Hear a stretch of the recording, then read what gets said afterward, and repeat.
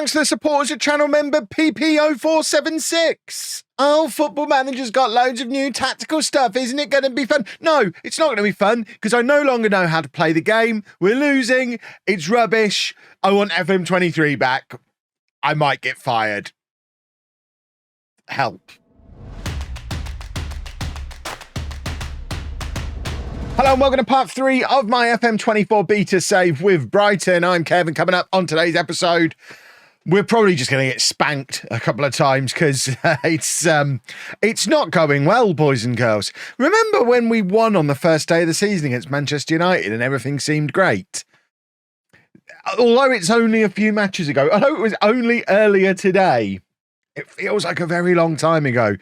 Since that first episode, or the second episode, the first matches, we've lost every game. It has only been 3 of them, but goodness me, have we lost them in style. And, I mean, the results don't even tell the whole story. We've shipped 5 goals in the last 2 matches against Everton and West Ham. We were majorly behind in both of those games. You can see we rescued 2 late goals through João Pedro against Everton, and Mitoma got a late one against West Ham. But we are struggling. We are down in 17th place. I'm abandoning the tiki-taka. The tiki-taka clearly not working. I'm going to make myself feel worse, I think, by looking at the XG table. Let's just see if the tiki-taka is really not working. If we just see, it does always make me feel worse when we're supposed to be higher up the league than we actually are. But in a really exciting development as well, I've managed to absolutely ruin the club dynamics, abysmal managerial support, poor team cohesion. The club atmosphere was actually much worse than that. We had a very poor club atmosphere. And it's all to do with the registration for the Europa League. We have too many players, and also too many players who are a little bit too big for their boots. Julio Enciso, for example, he's only a 2.5-star player. If we actually look at our first team squad, sort them by star ratings, he's one of the worst players in the squad. Yeah, he's got loads of potential. He's going to be great. But at the moment, he's one of the worst players in the squad. Who told that guy he's going to be a squad player rather than a development player for the future? I don't know, but there's a number. Here's another one, another example, Simon Adingra. We've got like 5 left wingers better than him. He's obviously not in our Europa League squad. We couldn't fit him in, but we had to leave players out. We left these 3 out, and the entire squad agrees that they've been harshly treated by being left out. Of our 25-man Europa League squad, we have registered 25 players, and all 25 of them are upset that this guy didn't get in. That means there's 25 players. Every single member of the squad is looking around thinking, that guy is better than someone in this group. Not me, obviously. I'm good enough to be here, but one of them should have been left out so he could be in. I don't understand what I could have done. We've clearly just got too many players. It's not as if we've even gone bonkers with the transfers. We've brought in a few players. We did get Almada and Berg confirmed, those signings. So we've signed 5 players. And, I mean, yeah, I guess to be fair, we've not really sold anybody. It's not even, is it that big a, I mean, it kind of is. I mean, okay. We are on a 31-man first team squad. I do see where the problem might have come from. But ignore the problem. Hope it goes away. We're going to play against LASK off of Austria. Hopefully we're going to pick up a win, and that'll give us all the confidence in the world to then go and play Manchester City twice. So that'll bring us back down to earth. Lovely.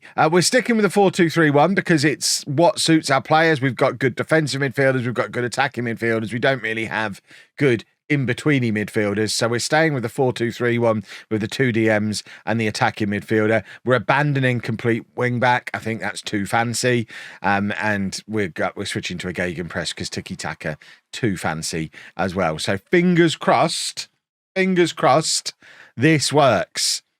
And by works, I mean, it would be progress if we don't concede 5 goals in this match. So it's Steele in goal, a back 4 of Estupinian, Dunk, Webster and Walker-Peters, Berg and Gross in midfield, Fatty, Lallana and March, then behind Danny Welbeck. And I know what some of you are saying, Kev, you're losing, you're struggling, yet you've still got Adam Lallana and Danny Welbeck in the team and Evan Ferguson and João Pedro on the bench.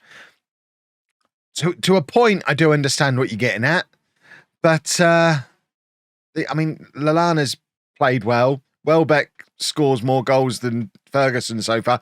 João Pedro is probably the one who's a little bit harshly treated. I was on the fence about maybe having him in ahead of Solly March on the right-hand side because that's where he played when he came off the bench and scored those couple of goals against Everton. He was playing out wide. But for today, we stick with Lallana and Welbeck. We may as well bring James Milner in as well. I am systematically ruining Brighton. Oh, I forgot. A, about the lovely UEFA graphics, but B, because I think this is the first evening kickoff I've had on FM24. Look how pretty that yellow sky is. Good old yellow evening sky. Beautiful. I mean, I am colourblind. You're probably all going to tell me, Kev, that was black. That was very black sky. Look, I'm colourblind. I think that was a yellow sky. Rangers are in our Europa League group. That's not going to lead to anyone going over the top in the comments section, I'm sure. Berg with a big deep cross. Solly marches there. His place is under threat. He needs to be aware of that. He's got to put in a performance today. And Ansu Fati with the effort. I mean, it's a point blank save from their goalkeeper. A little bit frustrating, but we've got a corner. We've not really capitalised on the new set pieces yet. I think I probably need to spend some time, have a little tweak with the set piece creator. I think I'm planning a standalone set pieces video next week where it will literally just be me playing around and experimenting and trying to figure out how to get corner hacks up and running again, because I enjoyed, oh my word, Lallana's a maniac. He got away with it though. I enjoyed all the corners we would score in the previous games, and we're not really doing it now. Ansu Fati, Mike. I'm just, more than anything, I'm sad that there's no way we're going to be able to sign this guy permanently. He is the best player at the club by such a long way, and that is just brilliant from Fati. I mean, and it's the kind of goal you've never seen in Football Manager before as well, because the control, he looked like a footballer there, and that, believe it or not, in this football game that's been going 25 plus years, that is still a compliment in Football Manager to say someone looked like a footballer. That looked like real football, that goal. It was lovely, but we're 1-0 up, and Estupinian, heavy touch, loses control. Gross, exactly the same thing, but Lallana getting things back under control again in the midfield, and now Webster to Gross, and now Sells March a little bit short, but Lallana just misfires his pass. Yeah, there's a lot of this inaccurate passing I'm noticing with this team. I think it's because of our team cohesion and our general morale, similar to how when you have a team that are really tired, that has an impact on things like their ability to pass to a teammate, their ability to walk in a straight line. I suspect that is the impact that things like morale and happiness have on the match engine, and we're just seeing it in a really obvious way because of the tweaks they've had to the way the animations work. When someone misplaces a pass, goodness me, does it look really misplaced. And we've had some wayward passes, some wayward shooting, and I suspect a lot of it's in their heads. We need forget set piece coaches. We need a brain coach. There's probably a medical word for a brain coach, but we need to go and find one. It's 1-1, by the way. Those of you listening on your car radio on the way home from work, we did just concede a goal. I'm trying to pretend it didn't happen. Welbeck tries to release March, but again, it's one of those inaccurate, heavy passes. Is that going to be the thing for FM24? Because that might frustrate me more than goalkeepers being a nightmare. Just having these passes that don't actually end up where they're supposed to be. Because none of these passes are not going straight to players. And I know that's not how real football works, but it's how Football Manager has always worked. So having the passes miss the players is upsetting to me. Fatty hits the post, but then it comes back off the post and he tucks away the rebound. Ansu Fati's got to carry me to job security. Look at all these lovely Brighton fans who travelled all the way to Austria. They're having a lovely time. I mean, this is our first ever game in Europe as well. I know it's kind of being glossed over by the everything's on fire, Kev's very sad nonsense, but this is a happy occasion. This is a wonderful time for Brighton and Hove Albion. I mean, I say it's their first ever game in Europe. I'm basing that on the fact they've never been anywhere near Europe in my lifetime. There's a chance that, like, someone's going to tell me in the comment section, well, actually, Kev, in 1962, they did play in the Fairs Cup and they got knocked out in the first round, but there was that one game. So this isn't their first game ever. Shut up.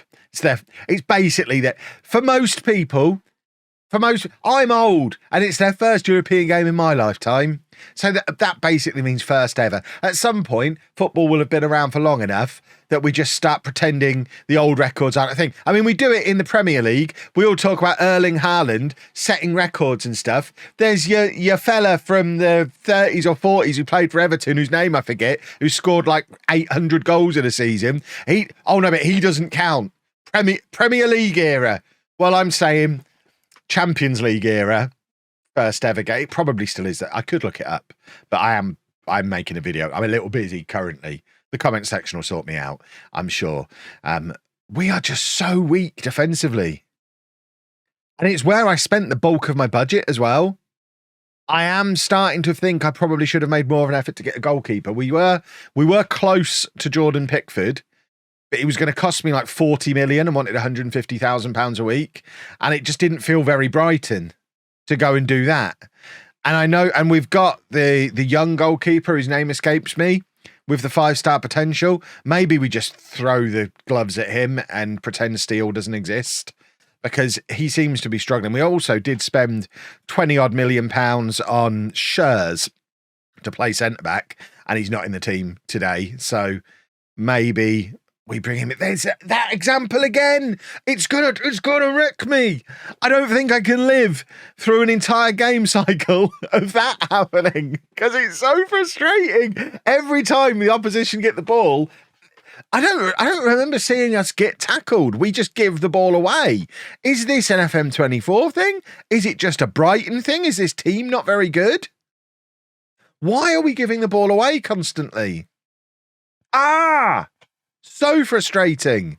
Right. Let's offer some encouragement. I guess first game ever in Europe, away from home, a draw would be fine.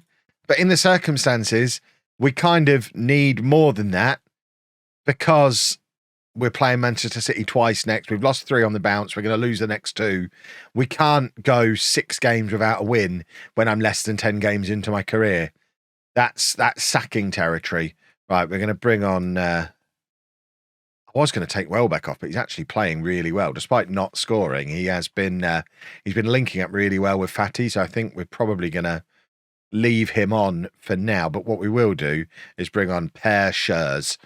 We spent 20 odd million pounds on him. We probably need to use him. Almada and João Pedro have come on as well. So a little bit of youth and exuberance from 2...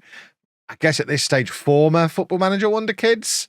But certainly there were players that everyone was getting all excited about a few years ago in Football Manager. And Fati trying to get in again, but can't. It's Stupinian to Gross. And Fati turns and grabs his hat-trick. And Fati, good in Europe. If he could do... they've got... It just says UEFA Europa League on that shed behind the goal. Is that official UEFA branding? Do they brand? I mean, it's a nice goal. Yeah, lovely stuff. I'm more interested in the fact they've branded up a shed, and it's literally just with the words. It's not even a logo. It's just they've written UEFA Europa League on this slightly stained shed. UEFA must love it. They're having. I mean, yeah, to send that to them, they'll love that. Right. We're going to bring on Mitoma. We've got some tired legs as well, so I think we're going to change up this midfield. Billy Gilmore can come along to play alongside Berg. This is the problem we're going to have with gegenpressing. People are getting tired. We've got multiple players still left on that pitch who are absolutely shattered. And, oh my word, Berg. I mean, I did sign him to do that, to kick people hard. He's kicked someone hard there and got away with it. Welbeck back to Berg. Berg out to Estupinian, who is one of the very tired-legged persons. Plays it across to João Pedro. We've got to find a way to start him. He is him and Fatty. I think they're probably our wide players. It's a shame for Solly March, but João Pedro is too good not to be in the starting 11.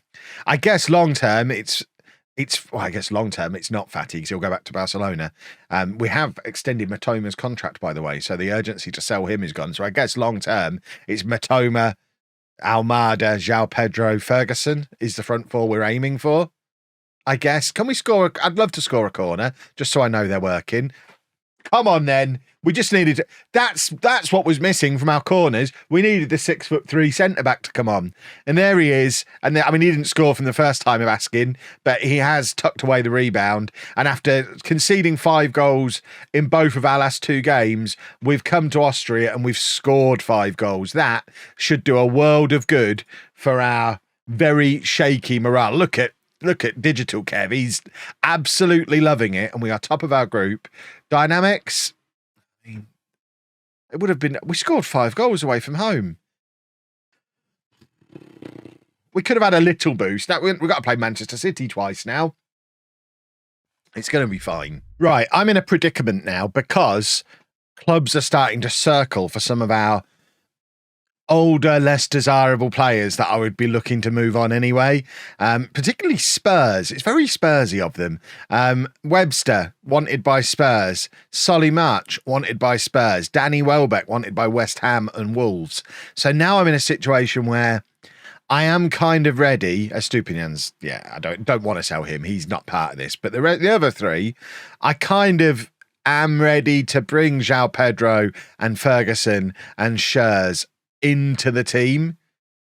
However, I would quite like in January to do a Brighton and sell these 3 players that we've kind of outgrown and don't really need anymore for big money. And if I drop them now in September and then don't really, I've got to learn to rotate. We're playing in Europe and we're gegenpressing. We've got to rotate. We've got a massive squad.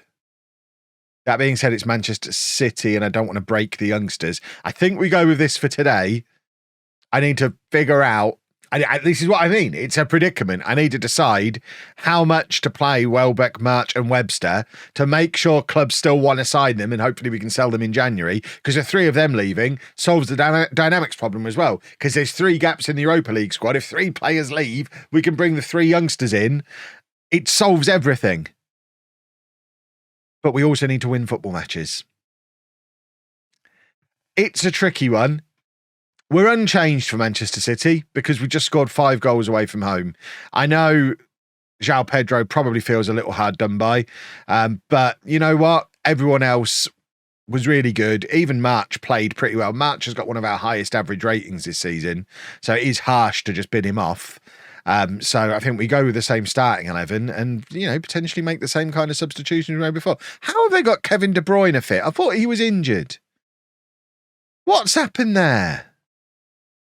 Right, it's going to be interesting to see if Manchester City do the fancy inverted wing-back, full-back nonsense that was added to the game for them, basically. Who's going to be... I guess it's going to be Diaz is going to be a libero. And Ake and Walker probably are going to tuck in. That's my expectation for what we're about to see. I guess when they have the ball, we can actually... I mean, there is your 3. Who are they? So that's Walker, that's Diaz, Gvardiol, Rodriguez. So where's Ake? So Ake might just be... That's not really telling us anything because Ake could have just been forward attacking. Again, another loose ball from Berg. He's good at kicking people. He's not so good at kicking the ball. Which, yeah, it's kind of... Right, here we go. It is kind of what I've asked him to do. It is Ruben Diaz who's stepping forward. Okay, so they are doing it. But yeah, Berg was brought in because we needed a midfield cruncher. So he's in there crunching people in midfield. I kind of had the expectation that a Premier League quality cruncher would also be able to find a teammate with a pass once in a while as well. And that does seem to be something he struggles with a little. And he shouldn't be on the pitch because he's injured. I call shenanigans. I'm not happy that, I mean, we were always going to get thumped today. It's just poor timing. We didn't need to play Manchester City now, and we definitely didn't need to play them twice in a row. What we needed was that game in Austria to be the thing that gives us the boost and sparks the season off again. But actually, we're going to be on like minus double figures of goal difference and in the relegation zone, knowing that we've got to play them again and take another portion of medicine off of them in the Carabao Cup, get ourselves knocked out of that. I don't even know what comes in the league after that, but we're going to be battered and bruised again, even after scoring 5 goals. I think we've just got to get used to the idea that In every match we play, somebody scores 5 goals. Sometimes it's us, more often it's the opponents. Right, Gross plays it out to Walker-Peters. Now March, coming deep, gives it to Gross. Don't give it to Berg, he'll give the ball away. See, he didn't have any other option because Berg was the only one he could see. And now City just camping out on the... Look, that's their centre-back. It's not fair. De Bruyne to Haaland. Oh, I wonder what will happen. Oh, they scored, did they? That's unusual. Although I mean, Haaland did look offside there. Tell me that was offside, referee. I don't know if there are any offside, if there are any VAR tells for FM24 yet. Is it the same one that we had in FM23? Because they were celebrating with their arms in there. That was a thing on FM23, wasn't it? I think if they had their arms in the air, it was going to be given. I don't know. How stuff like that gets through testing, I don't know, but it might still be in the game again because despite him looking offside, they did have their arms in the air and it was then awarded. Because got to give Manchester City their goal. They love their goal. Right, they're swarming forwards again. We are unable to stop them from swarming. Dunk gets a tackle in, but it just goes straight to another Manchester City player. And I think we probably need a park the bus style tactic because we are so weak defensively. I mean, let's face it, we're playing 2 centre-backs who are fine but not great, and then 2 attacking wing-backs. We do have 2 DMs in front of them, but defensively, it's not really working out, is it? And bearing in mind we're playing with 2 DMs, there's always such a big gap between them and the centre-backs. You saw there, Webster's had to play the ball over such a distance, it was never making it to the player he was aiming for. Why are they not a little closer together? Oh, Steele. Oh. This is the Brighton I know and love that I wanted to show you in this episode. Ignore the one that did well. Are we going to be one of those teams that gets relegated and wins the Europa League? Do you reckon we'll get away with that? How patient are the board going to be? And how long until Graham Potter is appointed as manager to replace me? Oh, dear. What do I do if I get fired during the beta? That has happened once before. I did a Liverpool beta years ago and got fired after about 6 episodes and ended up managing Everton. So, who's Brighton's rivals? Palace. We might end up... It's not quite the same, is it? We might get fired by Brighton and end up managing Palace. Who knows? We'll see how things turn out, I guess. It'd be something different for the beta. You've all been asking for the game to be harder. Well, I tell you, I am struggling with it at the moment. We're early days. It's still less than 24 hours after the beta is released that I'm recording this video. I haven't figured this game out yet, and we are struggling with it. So, I mean, I'll get there. I'll play thousands of hours of it. I will get there. And then we'll all moan once I've figured it out, I'm sure. But at the moment, you're going to see me suffer for a few days, methinks. Adam Lallana scoring just means it's more likely I'm going to pick him, which is going to frustrate you all because you want João Pedro in there. I've not seen the comments yet. I assume you do. I kind of do. But that's Lallana's second goal. He plays quite well and he scored a couple of goals. João Pedro, do my goals not count? Your problem, Mr. Pedro, is you can play in too many positions, and I'm not yet sure who to drop for you. It could be any of these 3, really. I've not fully made my mind up. Right, offer some encouragement and get João Pedro on, I think is the order of business here. Solly March is shattered anyway. I mean, we can use that as the excuse. Welbeck's also not playing well, so we've got a reason to bring Evan Ferguson on now, as if we needed such a thing. And Patrick Berg. Are we really giving up on the Berg experiment already because he can't pass and bringing James Milner on? It seems excessive, but we're going to do it. Because at least James Milner can do a pass. I think he can play as the ball-winning midfielder as well, can't he? So he can slot straight into that role. Yeah. Of course, former Manchester City player as well. So he might be up for ruining their afternoon. Who knows? He might have beef with them. Oh... Well, we've done nothing after those changes. Should we make a few more? Who's tired? Everyone. The wingers are tired. Matoma can come on. Lallana is... Oh, we've got Almada as well. Right, there you go. That, boys and girls, is probably the front 4 we should be using. Let's see how it gets on. Remember, the one with the old men in did score a goal. the one with all the fancy youngsters in, hasn't had a highlight yet. So maybe I'm right. Who knows? I'm arguing with comments that I don't know have happened yet. It's our test of how well I know you all. I'm sure I'm being told off. They're now so confident they've taken Haaland off and not bothered to bring on a striker, which is quite offensive. When they've got Alvarez just knocking around. I think they have brought Alvarez on now as well. But there is James Milner winning the ball back and finding a Brighton player. That's more than Berg's ever done in a Brighton shirt. I know he's only played a couple of games, but maybe Milner's the answer. Grealish is in here. There's number 4. They've still got time to get to number 5 as well and just make it yet another 5-goal thumping. It's a Brighton season ticket is good value. If you like watching goals, it's very good value to come and watch Brighton at the moment because there are guaranteed goals at both ends. We'll eventually figure out a way to make sure we're scoring. I mean, to be fair, on the XG, again, we've done all right. It's actually much closer on XG than that final score suggests. That's really just comes down to the quality of player we've got compared to what they've got. Unwilling to experiment. Harriet, I have literally changed the system 2 matches ago, and we scored 5 goals in one of them. So what you're telling me is I've got to change the formation, or else you're going to be upset with me. Well, that's something to play around with, I guess. Oh, this is hard. I want to go back to FM23. That one was so much easier. If you've enjoyed that, please make sure you leave a nice big thumbs up on there for me. Subscribe to the channel for daily Football Manager videos. And thank you very much for watching.